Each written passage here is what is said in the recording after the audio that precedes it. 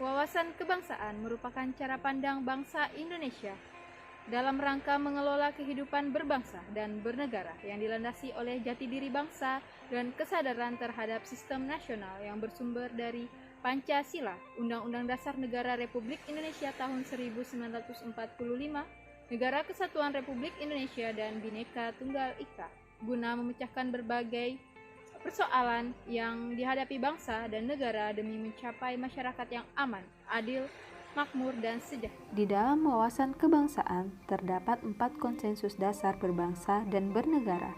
Yang pertama, Pancasila.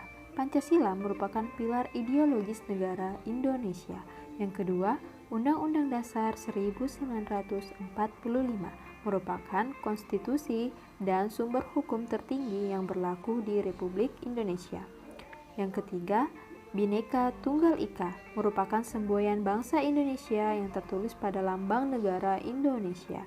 Dan yang keempat, Negara Kesatuan Republik Indonesia atau yang biasa disebut NKRI merupakan negara kesatuan yang dibagi atas daerah-daerah seperti provinsi dan kabupaten atau kota. Di dalam wawasan kebangsaan juga dibahas mengenai identitas bangsa. Wajib kita ketahui sebagai warga negara Indonesia apa saja identitas bangsa kita. Yang pertama yaitu bendera. Teman-teman pasti sudah tahu warna bendera Indonesia, yaitu merah dan putih. Yang kedua, bahasa. Bahasa yang digunakan pada bangsa Indonesia yaitu bahasa Indonesia. Dan yang ketiga, lambang negara. Lambang negara Indonesia merupakan burung Garuda. Dan yang keempat, lagu kebangsaan. Lagu kebangsaan Indonesia berjudul Indonesia Raya yang diciptakan oleh Bapak W.R. Supratman. Bagimu negeri, jiwa raga kami.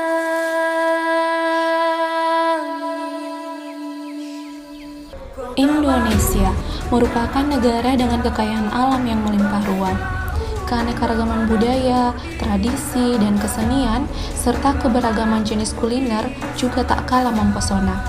Semua kekayaan yang ada di Indonesiaku ini harus tetap kita pertahankan melalui kesiapsiagaan bela negara, baik secara fisik, mental, sosial, disertai kerelaan berkorban berdasarkan Pancasila dan Undang-Undang Dasar 1945.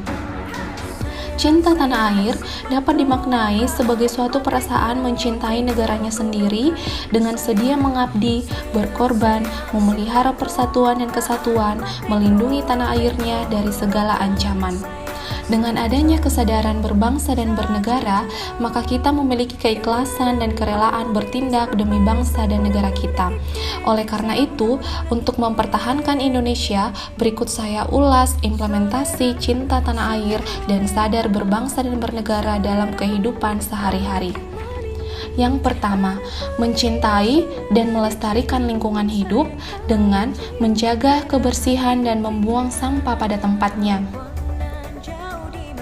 Yang kedua, bangga menggunakan karya anak bangsa dengan memakai batik dan membeli makanan produksi dalam negeri. Yang ketiga, disiplin dan bertanggung jawab dengan datang tepat waktu di lokasi kerja. Yang keempat, menghargai dan menghormati keanekaragaman suku, agama, dan ras. Dapat juga kita lakukan dengan mengingatkan teman untuk beribadah.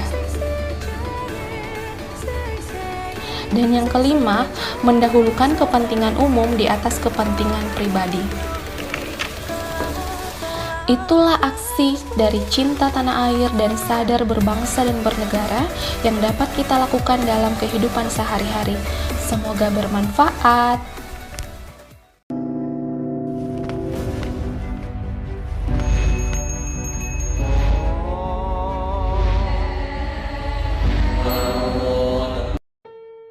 Salah satu contoh bela negara adalah setia kepada Pancasila sebagai ideologi negara yang diwujudkan dalam mengamalkan nilai Pancasila, yaitu sila pertama, ketuhanan yang Maha Esa, diwujudkan dalam melakukan ibadah di kehidupan sehari-hari. Selain itu, mengamalkan sila keempat, yaitu bermusyawarah untuk menentukan mufakat. Rela berkorban untuk bangsa dan negara dapat diamalkan dengan cara gemar membantu sesama warga negara yang mengalami kesulitan. Contohnya adalah membantu tetangga yang sedang kesulitan.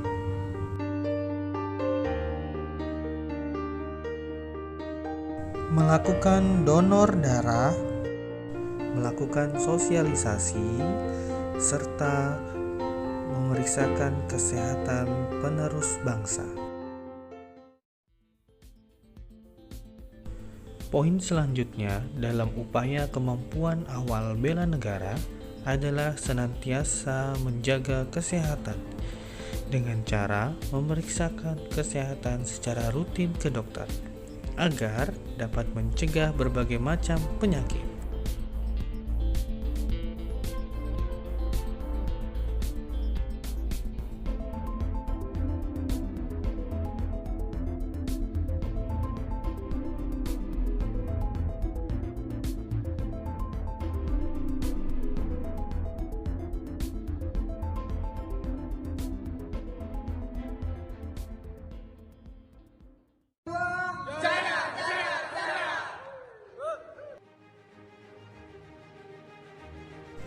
Dan tidak lupa diikuti dengan berolahraga secara rutin untuk memiliki tubuh yang sehat.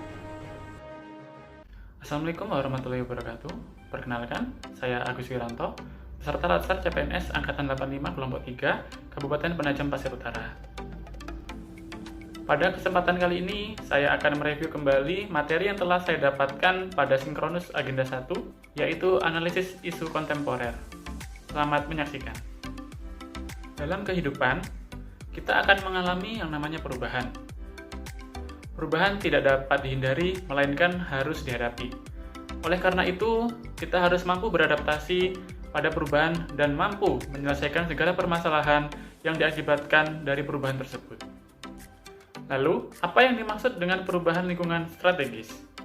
Perubahan lingkungan strategis adalah perubahan yang terjadi pada 4 level, yaitu pertama, level individu, kedua, level keluarga, ketiga, level masyarakat, keempat, level dunia. Dalam menghadapi perubahan, kita membutuhkan modal. Modal apa sajakah yang dimaksud? Ada 6 modal yang perlu diperhatikan antara lain. 1 intelektual, 2 emosional, 3 sosial, 4 ketabahan, 5 etika, dan 6 kesehatan. Untuk memahami lingkungan strategis yang terjadi di sekitar kita, kita harus memiliki wawasan terkait hal tersebut, yakni melalui pemahaman analisis isu kontemporer.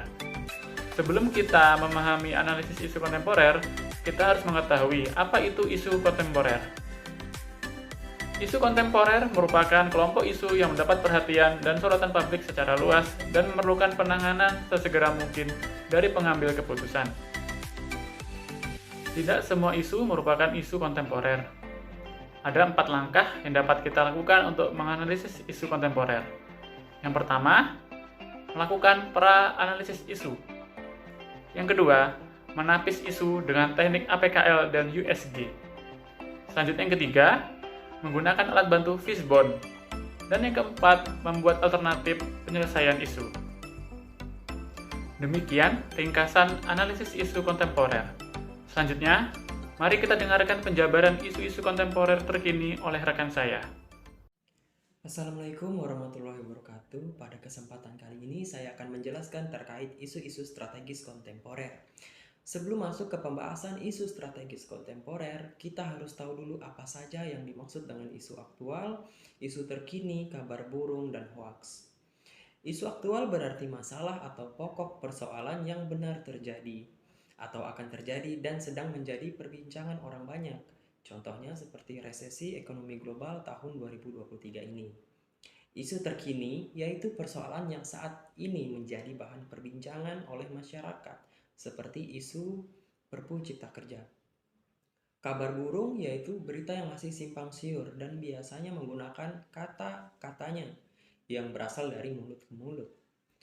Lalu selanjutnya adalah kabar hoax, adalah informasi palsu atau kabar bohong yang akhir-akhir ini menjadi problem karena biasanya disangkut pautkan dengan keadaan politik. Jadi yang dimaksud dengan isu-isu kontemporer adalah isu yang terjadi di sekitar kita yang saat ini dapat mengancam kehidupan dan kedaulatan berbangsa dan bernegara dan masih akan diprediksi hingga masa yang akan datang sehingga masih akan terjadi. Dalam menghadapi isu-isu kontemporer, kita diwajibkan memiliki model insani yang wajib dimiliki, yaitu intelektual, inovasi, rohani, emosional, sosial, etika dan moral, kesehatan fisik dan jasmani, keberanian, kejujuran, dan lain-lain. Isu-isu kontemporer yang masih diperbincangkan saat ini yaitu ada korupsi, narkoba, terorisme dan radikalisme, money laundry, proxy war, kejahatan mass communication, wabah penyakit, pelecehan seksual, dan human trafficking. Lalu terakhir ada 4 tahapan penyelesaian isu, yakni yang pertama ada pra-analisa, yang kedua memilah isu, yang ketiga analisis isu, dan yang terakhir alternatif penyelesaian. Sekian penjelasan dari saya. Terima kasih. Wassalamualaikum warahmatullahi wabarakatuh.